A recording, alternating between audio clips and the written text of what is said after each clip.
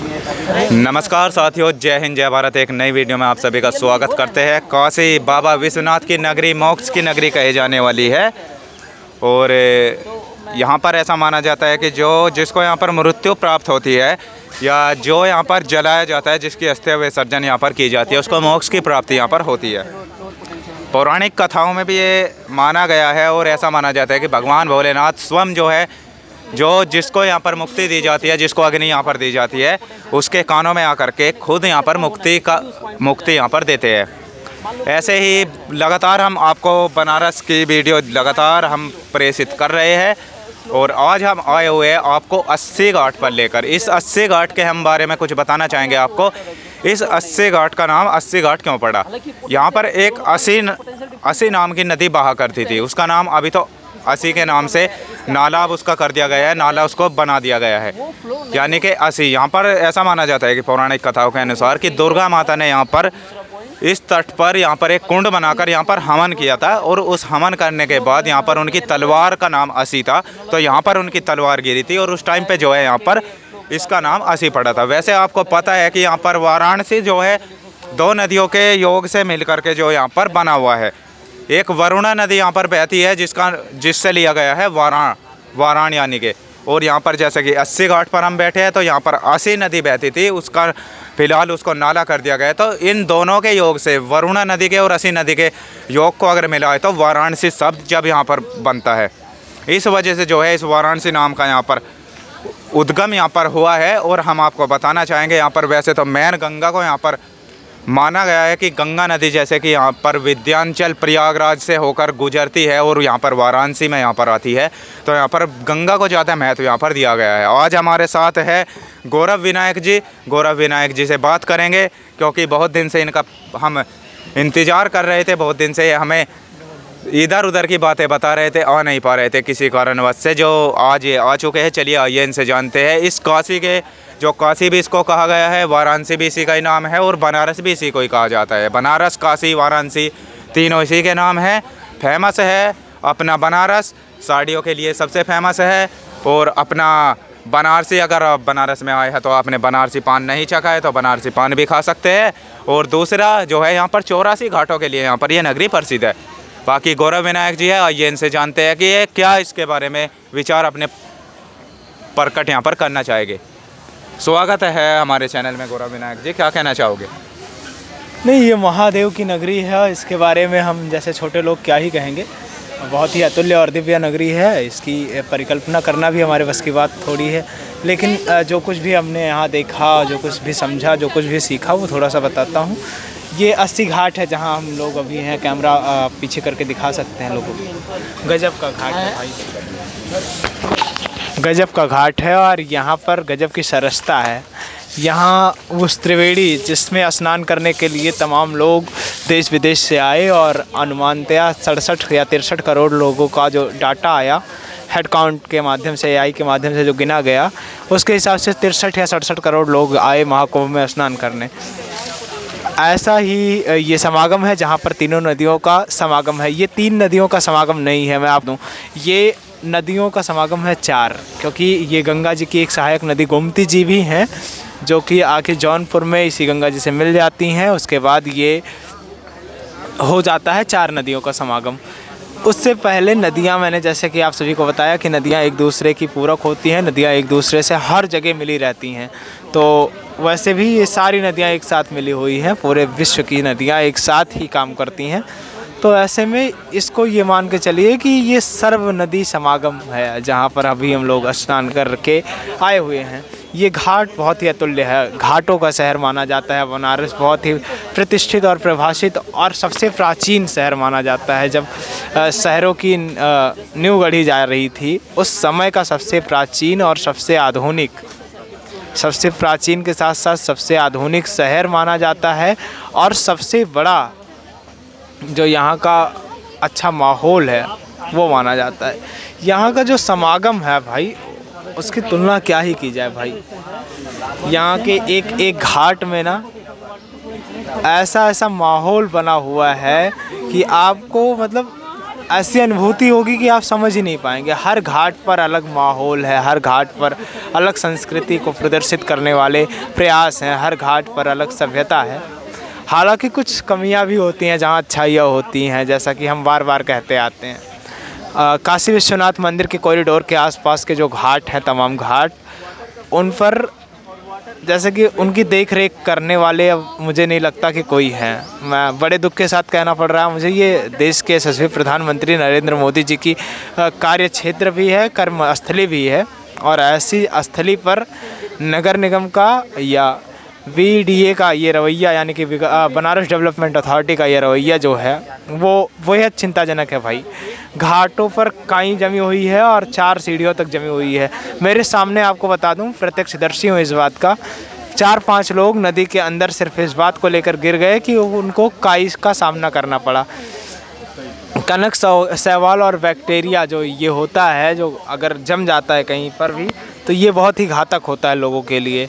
इस बात का ध्यान यहाँ के बनारस डेवलपमेंट अथॉरिटी को, नगर निगम को देना चाहिए और इन तमाम घाटों की सफाई का ध्यान रखना चाहिए, क्योंकि नमामि गंगे जैसी परियोजनाओं का जब लोकार्पण करते हैं देश के यशस्वी प्रधानमंत्री, बड़े बड़े दावे करते हैं, बड़े बड़े तथ्य रखते हैं और बहुत ही अपने आप को सीना ठोकते हैं अपना कि हमने ये कर दिया, वो कर दिया, तो ये सब झलकना भी चाहिए। जैसे कि दावा करते हैं स्मार्ट सिटी बना दिया, तो 6 महीने पहले मैं आया था, उनकी 5 साल पहले की स्मार्ट सिटी और उनका कार्य क्षेत्र भी हाल था, उसमें उनको मैं पूरी तरह से जीरो पाया था।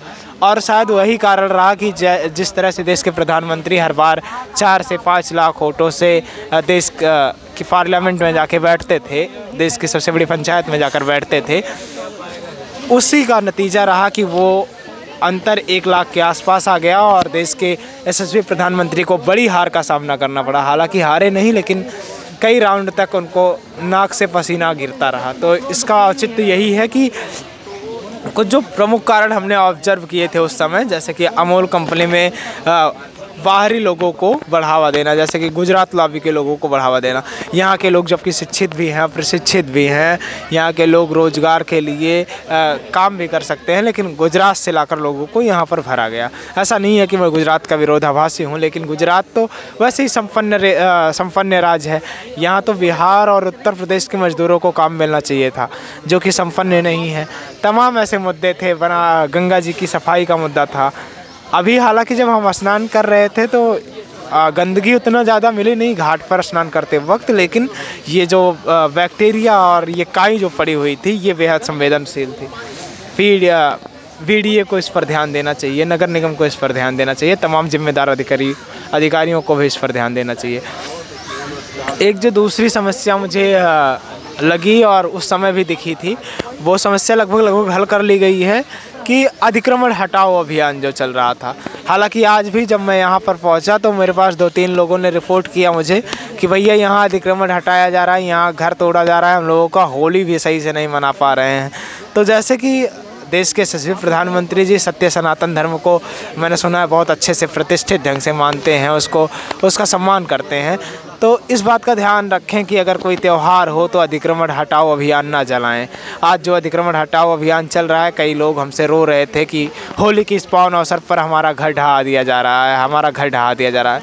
2-4 दिन का समय रोक दिया जाना चाहिए ऐसे कार्यों में, अगर आगे पीछे ऐसा पड़ जा रहा है कोई माहौल। अतिक्रमण हटाना अच्छी बात है, लेकिन अतिक्रमण को किसी को दुखाकर हटाना ये बहुत ख़राब बात है।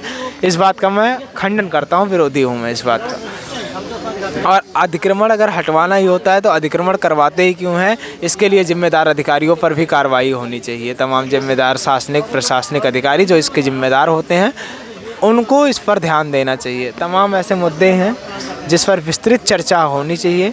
तमाम यहाँ के जो घाट हैं वो आदती हैं भाई, घाटों की तुलना तो हो ही नहीं सकती, लेकिन उसमें कुछ रचनात्मक ढंग से किया जाए, उसको थोड़ा सा अच्छे से बनाया जाए, ये थोड़ा सा ध्यान देने वाली बात है। और एक बात, जो यहाँ पब्लिक ट्रांसपोर्ट चलाए जा रहे हैं, जैसा कि काशी एक बहुत ही प्रतिष्ठित और बहुत ही प्राचीन शहर माना जाता है, लेकिन यहाँ का जो महिमा मंडन होना चाहिए था जिस हिसाब से, और देश के प्रधानमंत्री की कर्म भूमि भी है, तो इस हिसाब से हो नहीं रहा है। यहाँ पर एडवर्टाइजमेंट्स की कमी है, तमाम ऐसे प्रयास है, लोगों को प्रशिक्षित नहीं किया जा रहा है। यहाँ के लोगों में जो ये काशी है, महादेव की नगरी है, मार्कंडेय भगवान महादेव की नगरी है, तमाम घाट बनाने से ही काम नहीं चलेगा। यहाँ पर जो मांस मदिरा का सेवन लोग करते हैं मंदिर परिसर के अंदर, और मंदिर परिसर के जस्ट बाहर मांसाहारी लोग मांस का सेवन करते हैं, बकरे को, गाय और तमाम जानवरों को काटते रहते हैं, बलि देते रहते हैं। ये बहुत ख़राब परंपरा मुझे लगी। इन तमाम पहलुओं पर शासनिक लोगों को ध्यान रखना चाहिए और इसको नो नॉन वेज जोन घोषित करना चाहिए, इसको फेवर वेज जोन घोषित करना चाहिए। काशी विश्वनाथ मंदिर कॉरिडोर के आसपास के एरिया को और तमाम ऐसे जो मंदिर हैं, पवित्र घाट हैं, उनकी एरियाज़ को, यहाँ पर ऐसी सामग्रियाँ उपलब्ध ना हो, ऐसा मैं चाहता हूँ। बाकी आप क्या सोचते हैं? ये हम लोग अस्सी घाट पर हैं और बेहद ही समागम पूर्ण घाट है। ये बहुत ही प्राचीन और प्रतिष्ठित घाट माना जाता है। इस पर मैं एक कविता अभी सोच रहा था थोड़ा सा उसको गुनगुनाऊं, तो उसके विषय में मैं थोड़ा सा गुनगुना ही देता हूं। बहुत अच्छी कविता है और मुझे बहुत ही अच्छी लगी, तो हमने कहा कि थोड़ा सा देख ही लेते हैं। ये कविता है अस्सी घाट के ऊपर। गंगा की लहरें अस्सी घाट पर खेलती हैं, सूर्योदय की पहली किरणें अस्सी घाट पर खेलती हैं। गंगा की लहरें अस्सी घाट पर खेलती हैं, सूर्योदय की पहली किरणें अस्सी घाट पर खेलती हैं। पवित्र नदी के किनारे बैठकर जन सैलाब लोग अपने मन की बातें कहते और सुनाते हैं। अस्सी घाट की सीढ़ियाँ गंगा में जाती हैं। अस्सी घाट की सीढ़ियाँ गंगा में जाती हैं। यहाँ लोग पूजा अर्चना और आरती करते हैं। और स्नान करते हैं। यहाँ की हवा की पवित्रता और शांति है। यहाँ की हवा पवित्रता में शांति है, जो मन को शांति और सुकून प्रदान करता है। अस्सी घाट पर सूर्य अस्त का समय हो, बड़ा सुंदर लगता है। अस्सी घाट पर सूर्य अस्त और सूर्य उदय का समय हो, बड़ा अच्छा लगता है, बड़ा रोमांचक माहौल बन जाता है। गंगा की लहरें सूरज की किरणें खेलती हैं और आसमान रंगीन हो जाता है। गंगा की लहरें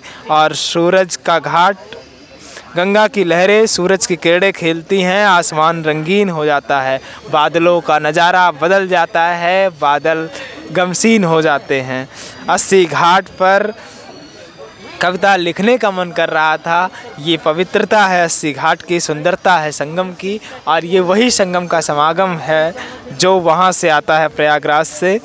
यहाँ की यादें हमेशा मेरे लिए एक स्नेहपूर्वक रहती हैं, मेरे मन को शांति और सुकून प्रदान करती हैं। मैं कई बार आ चुका हूँ हालांकि बनारस, लेकिन ये यहाँ जो अलग तरह का सुकून मिलता है वो बेहद ही मज़ेदार होता है भाई।